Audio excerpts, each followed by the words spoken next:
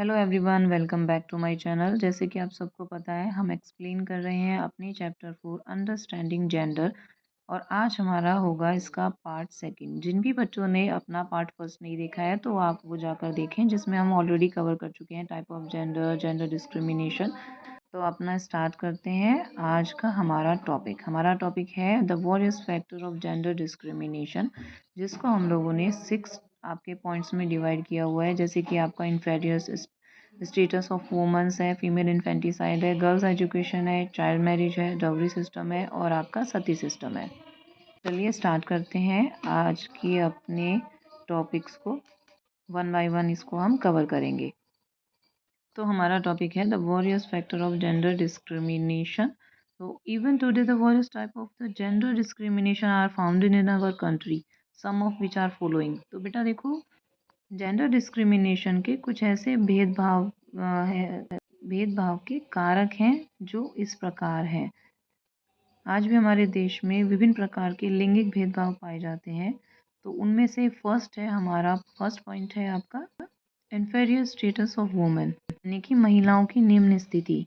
आज भी सोसाइटी में लेडीज़ों को जेंट्स से निम्न माना जाता है, नीचा माना जाता है। ऐसे ट्रीट किया जाता है कि भाई आप जो है यू आर नथिंग, आप कुछ नहीं है, और आप सुप्रीम पावर आपके जो है मेल्स होते हैं। सेकंड पॉइंट हमारा है फीमेल इन्फेंटिसाइड, जिसको हम बोलते हैं कन्या भ्रूण हत्या। आज भी अगर हम बात कर रहे हैं अपनी सोसाइटी की, तो वहाँ पर गर्ल्स का जन्म लेना आज भी अवांछनीय माना जाता है। मतलब उसको वेलकम नहीं किया जाता कि भाई हाँ बेटी जन्म लेने वाली है या बेटी का जन्म हो गया है, तो फैमिली वाले ज़्यादा खुश नहीं होते हैं। हमारी सोसाइटी में आज भी अजन्मी और यहाँ की जन्मी बालिकाओं की हत्या के कई उदाहरण मिलते हैं। इसमें क्या है बेटा, बहुत से लोग ऐसे होते हैं जो हॉस्पिटल्स में पहले ही डॉक्टर से पता कर लेते हैं कि बेबी बॉय जन्म लेने वाला है या गर्ल जन्म लेने वाली है। तो जैसे उन्हें पता चलता है कि भाई किसी बेबी गर्ल का बर्थ होने वाला है, तो वो क्या करते हैं, उसको पहले ही मार देते हैं। और बहुत सारी जगह आपने देखा होगा हमारी सोसाइटी में, after the born of a baby girl, जब जैसे ही बेटी का जन्म होता है, तो पहले सोसाइटी में क्या किया करते थे, उनको मार दिया जाता था। जैसे कुएं में डाल दिया, और बहुत एक बड़े बर्तन में दूध का जो है जार होता था, दूध का बर्तन होता था, जिसमें डुबा के गर्ल्स को मार दिया जाता था। दूध के बॉक्स में या जार में गर्ल्स को डाल के मार दिया जाता था। Quite often a newly born girl's child is abandoned by her parents। तो बहुत सारे बच्चों को तो उनके मम्मी पापा के द्वारा ही त्याग दिया जाता था इसमें। अब आते हैं अपने थर्ड पॉइंट पे, जो है girls education. Often a girl child is not sent to school for education as she is considered as a liability। इसमें बच्चों को क्या है बेटा, बेटियों को स्पेशली गर्ल्स को क्या है, स्कूल नहीं भेजा जाता। पेरेंट्स बेटियों को स्कूल नहीं भेजते, क्यों? क्योंकि उन्हें बोझ समझा जाता है, उन्हें समझा जाता है कि भाई वो एजुकेशन के लायक नहीं है।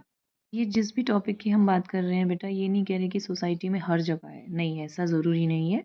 ये आज भी है, बहुत सारी जगह है, बट हम ये नहीं कहेंगे कि हर जगह है। तो आज भी आपको बहुत सारी जगह आपको जो है इन्फीरियर स्टेटस ऑफ वुमेन देखने को मिलेगा, फीमेल इंटिसाइड आज भी है। गर्ल्स एजुकेशन पर भी बहुत सारे वर्क्स होने के बाद भी आज की डेट में बहुत सारी ऐसी जगह हैं जहाँ गर्ल्स एजुकेशन ना के बराबर है। फोर्थ पॉइंट है हमारा चाइल्ड मैरिज, यानी कि बाल विवाह। तो इसके बारे में तो आपने काफ़ी बार सुना होगा। इसमें बच्चों को जो है, छोटे छोटे जो बच्चे होते हैं उनकी कम उम्र में ही शादी करा दी जाती है।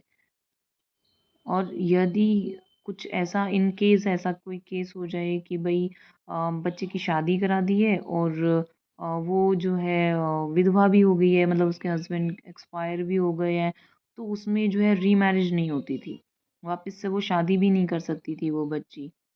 जबकि बॉयज़ के लिए या जेंट्स के लिए ऐसा कुछ भी नहीं था। अब इसमें क्या था बेटा, बहुत सारे बच्चे ऐसे होते थे। अब इसमें 2-3 चीज़ें हमें देखने को मिली क्या, कि सोसाइटी में क्या करते थे, छोटे-छोटे बच्चों की शादियाँ कर देते थे कि भई ठीक है, बच्चों की शादी हो गई है, थोड़े से कुछ तो ऐसे होते थे कि उसके बाद जो है कुछ सालों के लिए गर्ल्स को उनके घर पे ही छोड़ दिया जाता था कि भई आफ्टर 2 ईयर 4 ईयर जो है हम बेटी को ले जाएँगे। तो ऐसी शादियाँ भी होती थी बच्चों की, लेकिन उसमें क्या होता था कि अनफॉर्चुनेटली कुछ ऐसा अगर केस हो जाए कि भई हस्बैंड एक्सपायर हो जाए तो क्या होता था। अब हस्बैंड एक्सपायर हो गए तो भी बेटियों को उनको बेचारी को शादी दोबारा नहीं होती थी। और भी बहुत सारी ऐसी प्रथा थी, आगे पढ़ेंगे हम सती प्रथा। अगर हस्बैंड एक्सपायर हो जाते तो सती भी कर देते थे।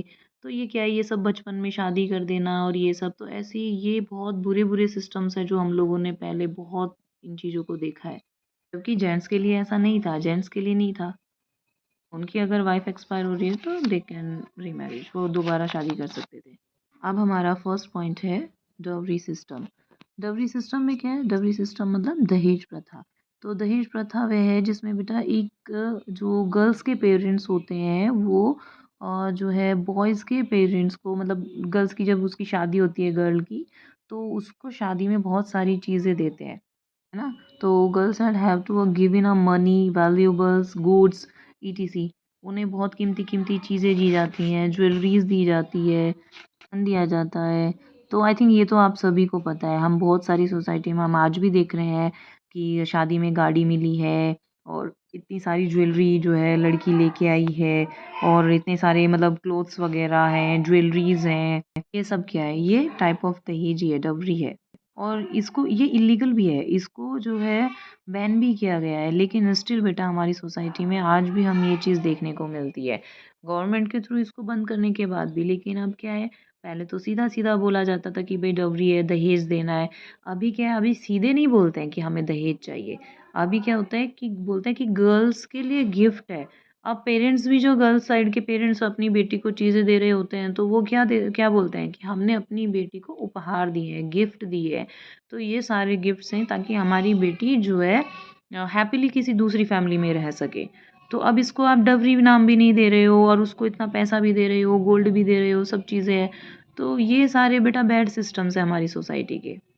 अब इन बुराइयों की वजह से, जो आपकी सोसाइटी की इतनी जो ये बुराइयाँ चल रही हैं, ये जो बैड सिस्टम्स चल रहे हैं, इनकी वजह से बहुत सारी गर्ल्स तो ऐसी हैं जो आज भी शादियाँ कर मतलब शादी के लिए जो है खुश नहीं होती है कि हमें शादी करनी है, शादी के लिए डिनाई कर देती है।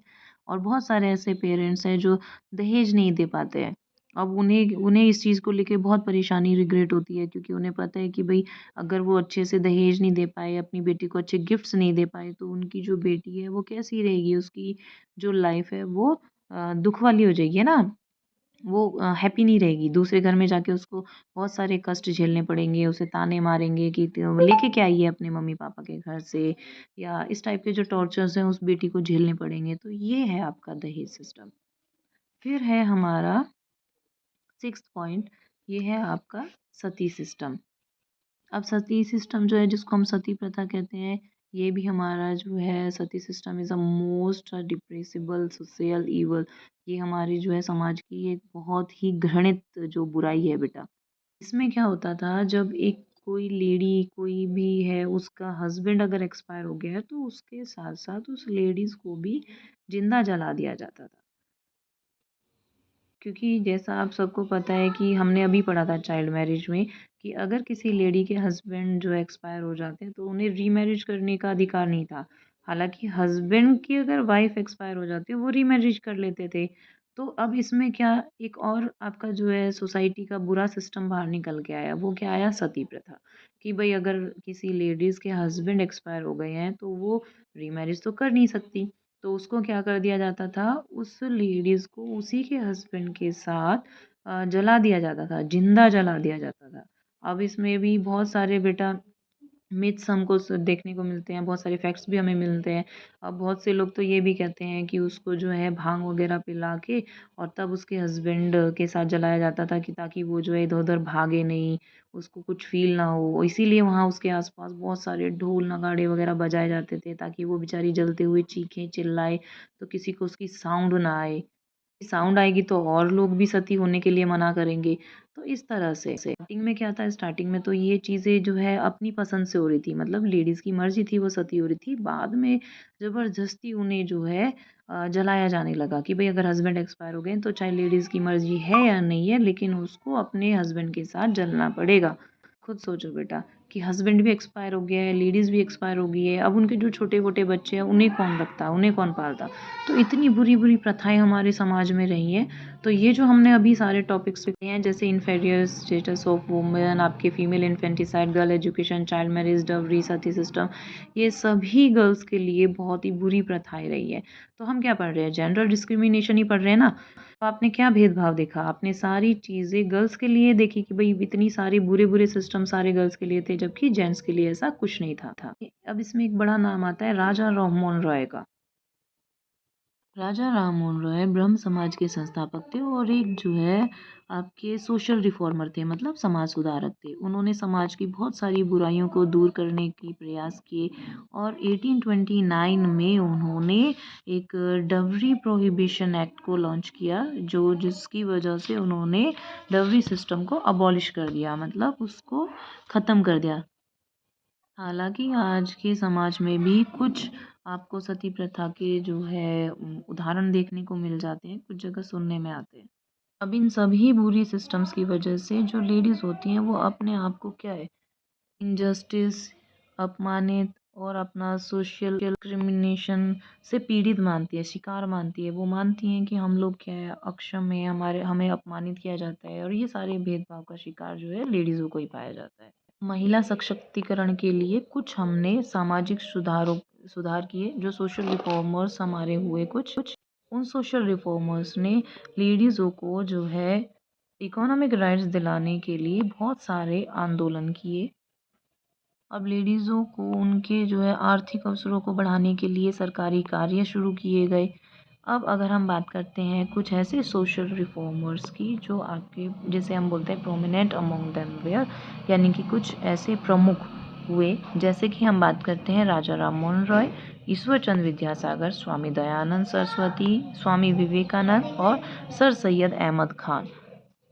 हम बात कर रहे हैं बेटा 19वीं सेंचुरी की, 19वीं सदी की, जिसमें हमारे बहुत सारे ऐसे रिफॉर्मर्स, सोशल रिफॉर्मर्स हुए जो मैंने अभी नाम लिया, जैसे दयानंद सरस्वती वगैरह, स्वामी विवेकानंद। इन सभी के प्रयासों की वजह से कुछ जो है लेडीज़ों की कंडीशन में सुधार आए, जैसे दहेज प्रथा, सती प्रथा, बाल विवाह और आपके जैसे बहु विवाह हो गया, अन्य ये कन्या भ्रूण हत्या हो गया। ऐसी जो हमारी सोशल इविल, सोशल जो बैड सिस्टम्स हमारे चल रहे थे, उन सबको रोकने के लिए, उन पर स्टे लगाने के लिए बहुत सारी कानूनी जो कार्रवाई की, उन सभी बैड सिस्टम्स पर कानूनी रोक लगाई गई और महिलाओं की कंडीशन को, उनके लेडीज़ों की कंडीशन को सुधार किया गया और उन्हें और बेहतरीन बनाने की कोशिश की गई।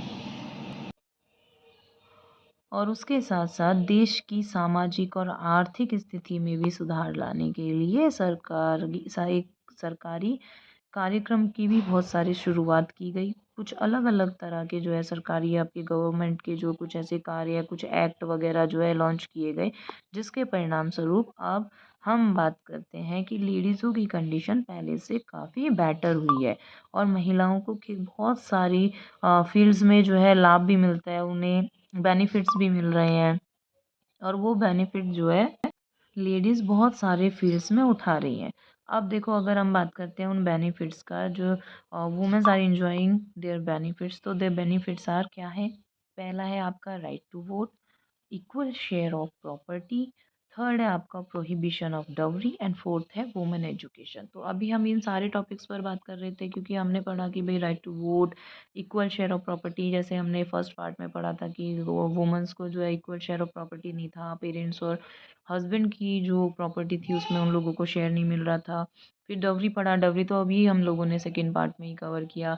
दहेज प्रथा, जिसकी वजह से बहुत सारी लेडीज़ों को मार दिया जाता था, ज़बरदस्ती उनसे पैसे लाने के लिए। पहली बात तो वो लेके ही आती थी बहुत सारा सामान, बट कुछ ऐसे समाज में लालची लोग हैं जो जिन्हें वो सामान भी कम लगता था, तो वो और उसको डिमांड करते थे कि भई आप और चीज़ें लेके आओ, गाड़ी छोटी है, बड़ी लेके आओ, गोल्ड कम लेके आए हो और ज़्यादा गोल्ड लेके आओ। तो ये सारी चीज़ें जो बैड सिस्टम्स थी उसे ख़त्म करने के लिए जो है डबरी प्रोहिबिशन एक्ट लेके आई। वुमेन एजुकेशन हमने पढ़ा था लास्ट चैप्टर में कि वुमेन एजुकेशन नहीं थी। तो इस तरह से हम अपने चैप्टर को आगे बढ़ाते हैं। तो हम फर्स्ट पॉइंट को कवर करेंगे। फर्स्ट हमारा जो पॉइंट है वो है राइट टू वोट। तो after the independence the democratic right to vote was given to the peoples without any base of gender, caste, colour और क्रीड। इसमें क्या है, आपको जो है वोट डालने की स्वतंत्रता है किसी के भी, चाहे आप किसी भी जाति के, किसी भी आप पंथ के हों, तो उसके लिए आप कोई भी ओपनली अपना जो है वोट का अधिकार आपको है, क्योंकि ये हमारा डेमोक्रेटिक सरकार है, लोकतंत्र है, तो यहाँ आप अपनी पसंद से वोट कर सकते हैं। और इस तरह से जो है वुमेन्स भी इसका जो है फ़ायदा उठा रहे हैं, क्योंकि this women have also become a part of democratic setup of our country. तो डेमोक्रेटिक सेटअप का तो हमारी वुमेन्स भी एक पार्ट है, तो इसीलिए वो भी राइट टू वोट का जो अधिकार है उन्हें उन्हें भी प्राप्त है। अब सेकंड है हमारा इक्वल शेयर ऑफ प्रॉपर्टी, यानी कि संपत्ति के में समान अधिकार। अभी हमने जब पढ़ा था कि भाई वुमेन्स को क्या था कि उनके जो पापा थे या उनके जो हस्बैंड थे उनकी प्रॉपर्टी में अधिकार नहीं था। अभी क्या है, गवर्नमेंट ने ये लागू कर दिया है कि भाई जो लेडीज़ हैं उन्हें उनके पेरेंट्स या उनके जो हस्बैंड है उनकी प्रॉपर्टी में इक्वली शेयर मिलेगा। थर्ड है हमारा प्रोहिबिशन ऑफ डॉवरी, यानी कि दहेज निषेध। अब इसके तहत क्या है बेटा, दहेज निषेध कानून जो है पारित कर दिया गया है। तो डॉवरी प्रोहिबिशन एक्ट बना था हमारा 1961 में, जिसके थ्रू दहेज लेना या देना कानूनी जुर्म है। और इसके बाद जब से ये एक्ट बना है तो काफ़ी हद तक अगर हम बात करते हैं तो जो दहेज हत्याएं जो हो रही थी उनकी घटना काफ़ी कम हो गई है। तो हम पढ़ रहे हैं बेटा काफ़ी कम हुई है, बंद नहीं हुई है, ख़त्म नहीं हुई है। तो डवरी आज भी हमारी सोसाइटी में है, बट एज़ यू नो आपको पता है हम अपनी चॉइस से, हम बोलते हैं कि सामने वाला नहीं मांग रहा है, हम अपनी चॉइस से दे रहे हैं, अपनी बेटी को गिफ्ट दे रहे हैं। तो आज की डेट में डवरी जो है गिफ्ट के तौर पर दिया जा रहा है। और फिर हमारा लास्ट पॉइंट है वुमेन एजुकेशन, यानी कि महिला शिक्षा। अब इसमें हमारी गवर्नमेंट ने एक पहल से जो है निशुल्क शिक्षा दी जा रही है, जिसकी वजह से गवर्नमेंट जो है गर्ल्स को फ्री ऑफ कॉस्ट एजुकेशन देती है। उसमें उससे पैसे नहीं लिए जाते, फीस नहीं ली जाती, जिसकी वजह से बहुत सारे ऐसे स्टेट्स हैं जो लड़कियों की स्पेशली गर्ल एजुकेशन पर काम कर रही हैं, जिसकी वजह से जो है गर्ल्स एजुकेशन जो है बढ़ रहा है, उसको एक इम्पोर्टेंट पार्ट भी माना जा रहा है। अब इसमें एक फैक्ट माना जाता है कि भाई अगर हम जो है गर्ल्स को या महिलाओं को एजुकेटेड करेंगे, उन्हें शिक्षा देंगे, तो कोई भी उनका शोषण नहीं कर पाएगा, क्योंकि उन्हें पता होंगे उनके राइट्स क्या क्या हैं। इसीलिए आज की डेट में ये इम्पोर्टेंट हो जाता है कि भाई वुमेन एजुकेशन या गर्ल्स एजुकेशन को क्या कर दिया जाए, कंपल्सरी कर दिया जाए। और अगर हम बात करते हैं today's there are many more girls in school. आज की डेट में जो है लड़कियों की संख्या स्कूल्स में बहुत ज़्यादा है, और ज़्यादा से ज़्यादा लेडीज़ जो हैं घर से बाहर निकल रही हैं, जॉब्स कर रही हैं, और जैसे कि आपको पता है सोशल वर्कर भी हैं, बिजनेस भी कर रही हैं। और बहुत सी लेडीज़ तो इंडिपेंडेंट है, अपनी जो है फाइनेंशियल इंडिपेंडेंट हो चुकी हैं, यानी कि वो अपने स्पेंड्स अपने खर्चे खुद उठा सकती हैं, वो आर्थिक रूप से जो है मजबूत हो चुकी हैं। इसकी वजह से उनमें क्या है, सेल्फ कॉन्फिडेंस जो है बिल्ड हो गया है। अब लेडीज़ जो है also join the political bodies. आज की डेट में लेडीज़ राजनीतिक संस्थाओं को भी शामिल वो कर रही हैं, ज्वाइन कर रही हैं, उसमें भी शामिल हो रही हैं। और हम बात करते हैं अगर आज हमारे देश में जो हमारी पंचायती राज संस्थान है उसमें निर्वाचित प्रतिनिधियों में लगभग 1/3 महिलाएं हैं, और ये बहुत ही महत्वपूर्ण उपलब्धि है। It is a very significant achievement. तो इस तरह से ये जो हमारे जितने हमारे पॉइंट्स थे, टॉपिक्स थे, हमने सबको कवर कर लिया बेटा। और एक बार फिर भी आप इन्हें अच्छे से ध्यान से सुन लेना और रीड कर लेना। ओके बेटा, तो ये इस तरह से जितने भी वॉरियस फैक्टर ऑफ जेंडर डिस्क्रिमिनेशन था, जितने भी हमने टाइप ऑफ डिस्क्रिमिनेशन पढ़े हैं, तो वो सारे जितने भी बैड सिस्टम्स थे, बैड कस्टम्स थे, आपकी बुरी प्रथाएं थी, वो जो हमारे समाज को धीरे धीरे खोखला कर रही थी। तो बहुत सारे ऐसे रिफॉर्मर्स हुए टाइम टू टाइम, उन्होंने हर एक प्रथा पर जो है गौर फरमाया। उन्होंने बोला कि भाई ये जो सारी बुरी प्रथाएं हैं ये क्या कर रहे हैं, ये हमारी सोसाइटी को वीक कर रहे हैं। इसीलिए उनके हार्ड वर्क से, उनकी मेहनत से, कठिन परिश्रम से क्या है, धीरे धीरे हमारी जो समाज है, हमारी सोसाइटी है, उससे इन सारी बुरी प्रथाओं को, इन सिस्टम्स को क्या कर दिया, अबॉलिश कर दिया गया है। हालांकि उनके इतने जो है हार्ड वर्क के बाद भी आज भी हमारी सोसाइटी में ये सारे बैड सिस्टम्स आज भी हैं। बट हाँ, हम ये कह सकते हैं कि पहले के अकॉर्डिंग वो सारे सिस्टम्स बहुत हद तक जो है हमारी सोसाइटी से कम हो चुके हैं। लाइक आपका चाइल्ड मैरिज है, बहुत सारे स्टेट्स में अभी भी बैन है, लेकिन हाँ, कुछ ऐसे स्टेट्स हैं जहाँ चाइल्ड मैरिज आज भी देखने को मिलता है, और वो आप बताएँगे कमेंट बॉक्स में कि कौन-सा ऐसा स्टेट है जहाँ चाइल्ड मैरिज आज भी होती है। डाउरी हमारा जो है अबॉलिश हो चुका है, लेकिन आज भी हम लोग उसको जो है सोसाइटी से पूरी तरह से नहीं निकाल पाए हैं, और ये सब होगा हार्ड वर्क से। किसके हार्ड वर्क से? अब आपको हार्ड वर्क करना है इस लेवल पे। You have to stop the dowry permanently. अब इसमें हमारा राइट टू वोट हम कवर कर चुके हैं। वुमेन एजुकेशन सबसे इम्पोर्टेंट है कि अगर बेटा देखो सोसाइटी में वुमेन एजुकेशन हम लोग इसको फोर्स करेंगे, वुमेन एजुकेशन को जो है प्रमोट करेंगे, तो वो बहुत ज़रूरी है। हमारी सोसाइटी तभी डेवलप हो सकती है जब हम सब इक्वली एक साथ मिलके काम करेंगे। तो नेक्स्ट पॉइंट है हमारा इकोनॉमिक एस्पेक्ट ऑफ जेंडर। आज भी बहुत सारी ऐसी गर्ल्स हैं, वुमेन्स हैं जो गरीबी में ज़िंदगी व्यतीत कर रही हैं अपनी। इतने सारे हार्ड वर्क के बाद भी the gap between the women and man is big in widening. अब देखो उसमें बहुत ज़्यादा लेडीज़ और जेंट्स के बीच में क्या है, अभी भी गैप हम लोगों को देखने को मिलता है। तो इसके लिए सबसे इम्पोर्टेंट क्या है कि भाई आर्थिक जो क्षेत्र है हमारे, उसमें बगैर किसी लैंगिक भेदभाव के हमें समाज में काम करने के लिए समान वेतन की व्यवस्था की ज़रूरत है। वो हम कैसे कर सकते हैं? वो हम कर सकते हैं कि हमारे जो इकोनॉमिक फील्ड है उसमें हम लोग वुमेन्स को, लेडीज़ों को, महिलाओं को क्या करें, सक्षम बना सकें। अब ये हमारे लिए बहुत ज़्यादा इम्पोर्टेंट हो जाता है, बिकॉज़ हम अपनी कंट्री को, अपने देश को तभी मजबूत या स्ट्रॉन्ग बना सकते हैं जब हम ये जेंडर डिस्क्रिमिनेशन से छुटकारा पा लेंगे। तो इस तरह से हमने अपना जो ये चैप्टर है इसको फिनिश कर लिया है। हमारा जेंडर डिस्क्रिमिनेशन चैप्टर फिनिश हो गया है। तो आप सभी इसको, दोनों वीडियोस को, जिन्होंने फर्स्ट पार्ट नहीं पढ़ा है because it's our second part, तो वो फर्स्ट पार्ट को ज़रूर पढ़ लें, एक बार उसको सुन लें। और तब तक के लिए मिलते हैं अपनी नेक्स्ट वीडियो में नेक्स्ट चैप्टर के साथ। आप सभी से रिक्वेस्ट है कि आप सभी, जो भी बच्चे जिनको भी ये अच्छा लगा है आपको चैप्टर एक्सप्लेनेशन, वो इस चैनल को सब्सक्राइब ज़रूर कर लें, और कमेंट बॉक्स में जो भी आपको कोई प्रॉब्लम है, कोई चैप्टर है, कोई टॉपिक है जिसको आप चाहते हैं कि उसको कवर किया जाए या उसको एक्सप्लेन किया जाए, तो आप मुझे कमेंट बॉक्स में वो मैसेज ड्रॉप आउट कर सकते हैं। तब तक के लिए subscribe my channel. Bye bye all of you. मिलते हैं नेक्स्ट वीडियो में।